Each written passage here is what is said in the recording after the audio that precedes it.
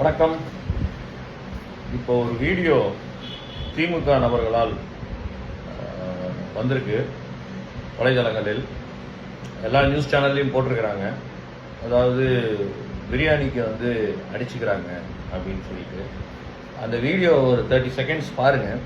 அதுக்கப்புறம் ஒரு முக்கியமான விஷயம் இருக்குது, அதை பற்றி நம்ம பேசுவோம். அது வேற ஒன்றும் இல்லைங்க. இப்போ நீங்கள் அந்த வீடியோவை பார்த்துருந்துருப்பீங்க.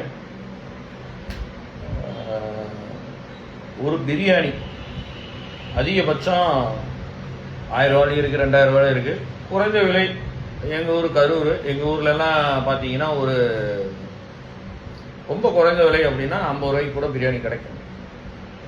இந்த பிரியாணிக்கு சிக்கன் பீஸு இல்லை அந்த பிரியாணியில் அப்படின்னு சொல்லிட்டு ஒரு கட்சி கூட்டத்தில் அடிச்சுக்கிறாங்க அப்படின்னா, அந்த கட்சிக்கு எப்படியா இருந்தாலும் யாரோ வீடியோ எடுப்பாங்க, இல்லை மீடியாவில் வீடியோ எடுப்பாங்க. அப்போ அந்த கட்சிக்கு கெட்ட பேர் வரப்போகுது அப்படிங்கிற ஒரு சுயநலவு, அதாவது எப்படி சொல்கிறது, அவனுக்கு ஒரு அடிப்படை அறிவு இருந்தால் இந்த தவறான இந்த அடிதடியில் சிக்கன் பீஸ் இல்லைங்கிறதுக்காக அடிதடியில் கலந்துருக்க மாட்டான். ஆனால் அவனுக்கு அதை பற்றிலாம் கவலையே கிடையாது. எனக்கு பிளேட்டில் பிரியாணியில் சிக்கன் பீஸ் இல்லை, அதனால் நான் சண்டை போடுவேன். அது கட்சி கூட்டமாக இருந்தாலும் சரி, எந்த கூட்டமாக இருந்தாலும் சரி, கட்சி பேர் எப்படி நாசமாக போனாலும் சரி, எனக்கு அதை பற்றி கவலை இல்லை அப்படின்னு அந்த திராவிட முன்னேற்ற கழகத்தின் உறுப்பினர்கள் இந்த சண்டையை போட்டிருக்காங்க திருப்பத்தூர்ல.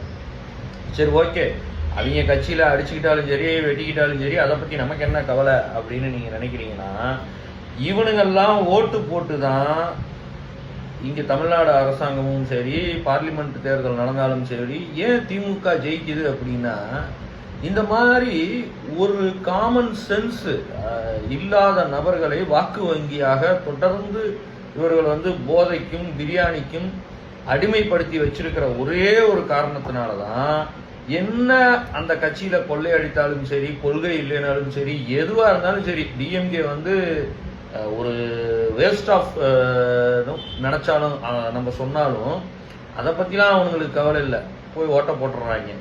ஸோ இதுலேருந்து உங்களுக்கு புரியுது, உங்களுக்கு புரியணும் அப்படிங்கிறதுக்காக இன்னொரு முறை சொல்கிறேன்.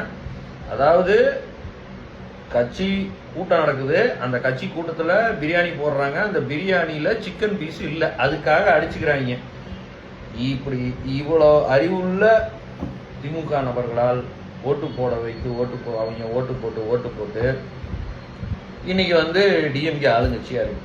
இதுல இருந்து இப்போ என்ன புரியுது அப்படின்னா, ஏன் உதயநிதி அடுத்தது இன்பநிதி அப்படின்னு சொன்னாலும் இவங்க சரின்னு சொல்றாங்கன்னா, இவங்களுக்கு என்ன காமன் சென்ஸ் இருக்கு கட்சியில் இருக்கிறவங்களுக்கு? ஒன்றும் இல்லை. அதுக்கு ஃபார் எக்ஸாம்பிள் இந்த பிரியாணி சண்டை, இது இப்போ மட்டும் இல்லை, இதோட இந்த ஒரு 3 மாசத்துலேயே கிட்டத்தட்ட இது ஒரு 3வது பிரியாணி பிரச்சனையோ 4வது பிரியாணி பிரச்சனையோ.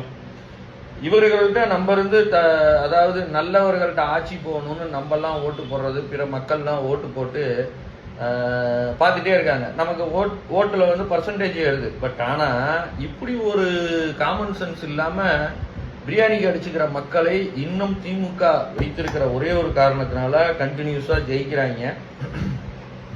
இந்த மக்கள் திருந்தும் வரைக்கும் நம்மளும் பொறுமை காத்திருக்கிறதா, என்ன பண்ணுறதுன்னே இந்த புரியல. இந்த வீடியோ பார்த்தோன்னா உண்மையிலுமே எனக்கு சிரிப்பு வரல, என்ன சொல்கிறது, ரொம்ப வருத்தம் ஆயிடுச்சு. என்னடா ஒரு சிக்கன் பீஸுக்காக இப்படி உங்கள் கட்சி பேரே கெட்டாலும் பரவாயில்லன்னு அடிச்சுக்கிறீங்க. அப்போ தமிழ்நாட்டோட நிலைமை நீங்கள்லாம் ஓட்டு போடுறதுனால தானடா இவ்வளோ கேவலமாக இருக்குது அப்படின்னு மட்டும்தான் எனக்கு தோணுச்சு. எனிவே இதை நான் உங்கள்கிட்ட சொல்லணும்னு நினச்சேன், அதனால் சொல்லிட்டேன். நன்றி, வணக்கம், ஜெய்ஹிந்த்.